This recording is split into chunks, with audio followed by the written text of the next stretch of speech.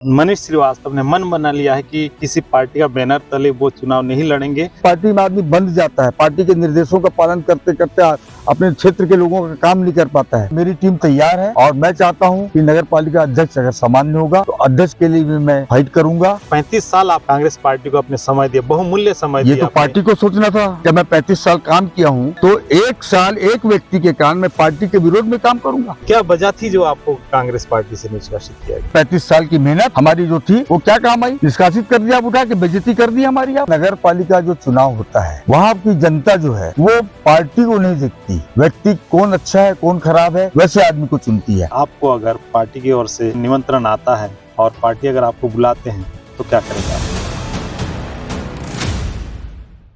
नमस्कार, मैं विश्वजीत मल्लिक और इस वक्त हम कोंडागांव जिला मुख्यालय नया स्टेडियम परिसर में है, जहां पे मेरे साथ आज मनीष श्रीवास्तव जी है, जो कांग्रेस की एक कद्दावर नेता थे, वर्तमान किसी भी पार्टी में नहीं है। पार्टी के अंदर कलह की वजह से इनको पार्टी से निष्कासित किया गया था और नगरीय निकाय चुनाव बेहद ही करीब है। नगर में आरक्षित सीटें होती, जिसकी घोषणा जो है कल सार्वजनिक किया गया है चुनाव आयोग द्वारा, जिसमें की 22 वार्डो में 11 सीट को सामान्य को दिया गया, अन्य जो 11 सीट बाकी अदर कम्युनिटी को दिया गया है। जिसपे हमारे साथ आज मनीष श्रीवास्तव जी एक मुलाकात में मौजूद हैं। इनसे पूछेंगे कि वर्तमान नगर पालिका के चुनाव में इनका क्या भूमिका रहेंगे और ये क्या करना चाहेंगे आगे। कांग्रेस पार्टी अगर इनको बुलाते हैं तो ये पुनः पार्टी में ज्वाइन करेंगे या फिर ये निर्दलीय चुनाव लड़ेंगे। मनीष श्रीवास्तव जी, आपको हमारे चैनल में स्वागत है। अभी नगर पालिका चुनाव बेहद ही करीब है, इसके चलते आप क्या कहना चाहेंगे नगर पालिका चुनाव 2025 के बारे में? देखिए, आरक्षण कल संपन्न हुआ है और अभी वार्डों का आरक्षण हुआ है। नगर पालिका अध्यक्ष के लिए आरक्षण अभी नहीं हुआ है और हमारी पूरी टीम इस बार तैयार है कि पार्टी से टिकट मिले ना मिले, लेकिन निर्दलीय पैनल हमारा हर वार्ड में तैयार है और हमें चाहते हैं कि नगर के विकास के लिए हम पार्टी बाजी से अलग होके हम ये चाहते हैं कि अच्छे जनप्रतिनिधि चुन के आए और ये निश्चित नहीं है कि पार्टियां अच्छे लोग को सिलेक्ट करके टिकट देगी। इसलिए हम लोग पूरे 22 वार्ड में घूम के जो आदमी सक्षम है, काम कराने के लायक की स्थिति में है, वैसे आदमी को हम लोग अपने पैनल से लड़ाएंगे, निर्दलीय लड़ाएंगे। और रहा पार्टी में प्रवेश की बात, तो जब अभी तक पहल नहीं हुई था, आरक्षण के बाद पहल के हम लोग को कोई मतलब नहीं रहेगा, क्योंकि हमारी तैयारियां चालू हो गई हैं। इनको अगर पार्टी में लेना था तो इसके पहले बहुत समय था, इस समय तक ले सकते थे लोग पार्टी में, और अब उनकी मजबूरी हो चाहे कुछ हो, हम लोगों ने निर्णय ले लिया है कि हम निर्दलीय लड़ेंगे चुनाव और 22 वार्ड में लड़ेंगे। अध्यक्ष भी हम निर्दलीय लड़ेंगे और जिसकी सत्ता है, जिसका शासन है, उसके सहयोग से हम नगर पालिका को चलाएंगे ताकि हमारे कोंडागांव का विकास हो सके। और जैसे पिछले कार्यकाल में हम लोगों ने खूब पैसा लाया नगर के लिए, अभी आप जिस स्टेडियम में खड़े हैं इस स्टेडियम का पैसा भी हम लोगों ने लाया था पिछले कार्यकाल में, और हम चाहते हैं कि अभी 1 साल हो गया, अभी तक कोई नया काम नहीं आया है और हम लोग आए और विकास की ओर कोंडागांव को ले जाएं। तो इस बार मनीष श्रीवास्तव ने मन बना लिया है कि किसी पार्टी का बैनर तले वो चुनाव नहीं लड़ेंगे, निर्दलीय ही लड़ेंगे। जी जी जी, निर्दलीय लड़ेंगे। तो इसके लिए काफी सारे मशक्कत करनी पड़ेगी, टीम बनाना पड़ेगा। क्या मनीष श्रीवास्तव ने टीम बना लिया है? हाँ, मेरी टीम तैयार है और आप लोग को पता होना चाहिए कि मैं कम से कम 4 से 5 बार जीत चुका हूँ यहाँ से कोंडागांव। हर वार्ड बदल के लड़ा, जीता, लोगों का काम किया, तब लोगों ने मुझे जिताया है। और मैं चाहता हूँ कि नगर पालिका अध्यक्ष अगर सामान्य होगा तो अध्यक्ष के लिए भी मैं फाइट करूंगा और कोंडागांव की जनता के साथ लेके इस कोंडागांव का विकास करूंगा। क्योंकि अभी तक देखा गया है निर्दलीय भी कई बार चुनाव के दरमियान कई प्रत्याशी खड़े हों, लेकिन निर्दलीय पार्टी को ज्यादा जीत नहीं मिल पाया आज तक के जो कोंडागांव के इतिहास है। और आप अभी बता रहे हैं कि हम निर्दलीय ही चुनाव लड़ेंगे, तो कितना आश्वस्त है आप निर्दलीय चुनाव लड़ेंगे? देखिए, नगर पालिका जो चुनाव होता है वहाँ की जनता जो है वो पार्टी को नहीं देखती, वो व्यक्तिगत इमेज देखती है। व्यक्ति कौन अच्छा है कौन खराब है, कौन हमारा काम करा सकता है, किसके घर में रात को 2 बजे जा खटखटाएंगे दरवाजा तो दरवाजा खोल के कम से कम हमको रिस्पांस देगा, हमारा काम करेगा, वैसे आदमी को चुनती है।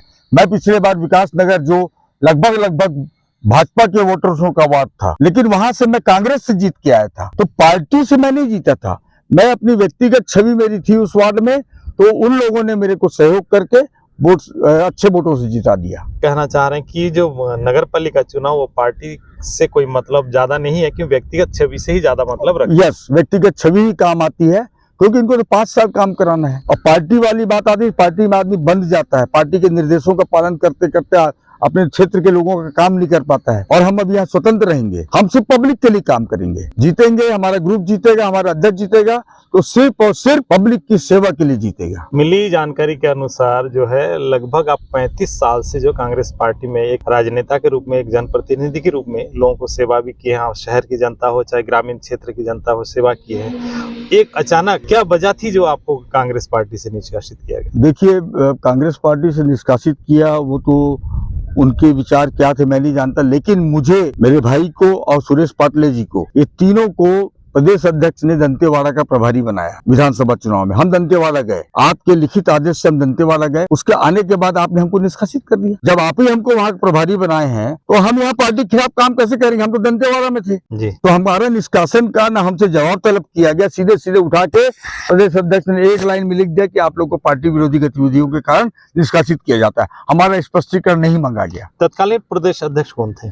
तत्कालीन प्रदेश अध्यक्ष दीपक बैस थे। अच्छा, दीपक भाई, तो आपने कभी सवाल जवाब नहीं, क्योंकि 35 साल आप कांग्रेस पार्टी को अपने समय दिया, बहुमूल्य समय ये दिया तो आपने। पार्टी को सोचना था मलिक जी। जब मैं 35 साल काम किया हूँ तो एक साल एक व्यक्ति के कारण मैं पार्टी के विरोध में काम करूंगा? हाँ, ये था कि हमने वहाँ विरोध जताया था, कि व्यक्तिगत रूप से विरोध जताया था कि अभी जिसको टिकट आप दे रहे हैं वर्तमान विधायक को, वो नहीं जीत पाएगा, आप कैंडिडेट चेंज कर दीजिए, हम जिता के लाएंगे। लेकिन उन्होंने नहीं माना। जब 35 साल से मैं काम कर रहा हूँ, 3-3, 4-4 विधायक लोग को देख चुका हूँ मैं कांग्रेस की, उसके बाद आपने हम लोग जैसे सीनियर कार्यकर्ताओं की बात को नहीं माना और उठा के टिकट दे दिया। आखिर सीट कम हुई ना, हमको तो सीट से मतलब था, सीट बढ़ने घटने से मतलब है ना भाई। सीट बढ़ती सरकार आ जाती। जी। आप लोगों ने टिकट हमारे कहने के बाद, कार्यकर्ता हमारे साथ करीब 150 कार्यकर्ता गए थे, किसी की बात नहीं सुनी आपने। जब आप हमारी बात को नहीं सुन सक रहे हैं और हमको बिना नोटिस दिए निष्कासित कर दे रहे हैं, तो इसमें हमारी गलती कहाँ है? पार्टी के लोगों को सोचना था। 35 साल की मेहनत हमारी जो थी वो क्या काम आई? निष्कासित कर दिया, आप उठा के बेइज्जती कर दी हमारी आप। अभी वर्तमान कोंडागांव शहर में कांग्रेस की क्या स्थिति है? वर्तमान में कांग्रेस, देखिए, जब विधानसभा चुनाव हुआ था तो उस समय हमारा जो मार्जिन, जो हार था, वो ऐतिहासिक हार थी। 18,500 से आज तक इस विधानसभा में कोई नहीं हारा था। लेकिन जस्ट 6 महीने बाद लोकसभा चुनाव हुआ और हम लोगों ने माननीय लखमा जी के व्यक्तिगत विशेष अनुरोध पे लोकसभा में काम किया। वो 18,500 का गड्ढा 4,000 में आ गया। यहाँ पर व्यक्ति का विरोध था, साफ दिख रहा है। वहाँ मोहन मरकाम जी थे, यहाँ लखमा जी थे। इतना मार्जिन कैसे कम हुआ? तो हम लोग जो कार्यकर्ता थे पुराने, जो 30 साल 35 साल से हमारे साथ जुड़े हुए हैं, उन लोगों ने लोकसभा में काम किया था पार्टी के लिए। जब पार्टी के लिए हम काम कर रहे हैं तो फिर हम पार्टी विरोधी कैसे हो गए? हमको निष्कासित कैसे किया गया? वर्तमान जो कोंडागांव में कांग्रेस पार्टी की स्थिति ज्यादा बेहतर नहीं माना जा रहा है, अंदरूनी अंतर्कलह जो वो दिखाई दे रहा है। और आपको अगर पुनः मान लीजिए अगर पार्टी की ओर से आवेदन, निमंत्रण आता है और पार्टी अगर आपको बुलाते हैं तो क्या करेंगे आप? तब का तब देखा जाएगा बॉस। अभी तो उस समय आपको जवाब देंगे हम, जाना है कि नहीं जाना है। क्या मनीष श्रीवास्तव पुनः कांग्रेस ज्वाइन कर लेंगे या फिर चुनाव? कुछ नहीं कह सकते अभी। मैं अपने पूरे ग्रुप के साथ बैठ के बात करूंगा, उसके बाद निर्णय लेंगे। मैं अकेले निर्णय लेने वाला कौन होता हूँ? मैं तो लोगों के दम पे ही राजनीति करता हूँ, अपने दम पे राजनीति नहीं करता। यहाँ की जनता, यहाँ के कार्यकर्ता जो मेरे हैं, उनके दम पे मैं राजनीति करता हूँ। जब तक उनसे सलाह मशवरा नहीं हो जाएगा तब तक मैं आपको कुछ नहीं कह सकता। लेकिन जिस दिन ये ऐसा हुआ तो सबसे पहले मैं आपको ही बुला के बात करूंगा। अच्छा, जनता को क्या मैसेज देना चाहेंगे, क्योंकि सामने नगर पालिका जनता को मैसेज यही देना चाहता हूं मैं कि जनता उन लोगों को ही चुने जो आपके सुख दुख विकास में काम आए।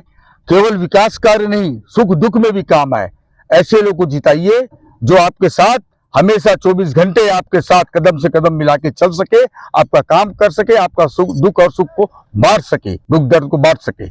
ऐसे लोग को जिताइए। मेरी आम जनता से यही अपील है, कोंडागांव की जनता से। तो ये थे हमारे साथ मनीष श्रीवास्तव जी, कोंडागांव के बहुत ही पुराने जाने माने कांग्रेस नेता और कई बार कई पदों में भी रह चुके हैं, परंतु उन्होंने स्पष्ट रूप से आज तक समझ नहीं पाया कि उनको वास्तव में पार्टी से क्यों निष्कासित किया गया। क्योंकि चुनाव के दरमियान इनको यहाँ कोंडागांव विधानसभा भीतरघात करेंगे बोल के इनको यहाँ से दंतेवाड़ा विधानसभा भेज दिया गया, परंतु परिणाम यहाँ का जो अनुमान था उस अनुरूप नहीं रहा। क्योंकि यहाँ पे जो तत्कालीन वर्तमान विधायक जो मोहन मरकाम थे, 18,575 समथिंग वोटों से जिनको शिकस्त मिली है, ये कोंडागांव के इतिहास में पहली बार ज्यादा वोटों में शिकस्त मिला था। अब ये कहा जा सकता है कि लगातार जो है कहीं ना कहीं मनीष श्रीवास्तव के ऊपर भीतरी घात के भी शिकायत मिल रहे थे, जिसके चलते उनको निष्कासन किया गया। ऐसे लोगों का कहना है और कांग्रेस पार्टियों के राजनेताओं का कहना है, लेकिन हकीकत ये क्या है न तो हम जानते हैं और ना ही मनीष श्रीवास्तव जानते हैं। कैमरा पर्सन राजकमल मंडल के साथ विश्वजीत मलिक, टुडे न्यूज़ 24,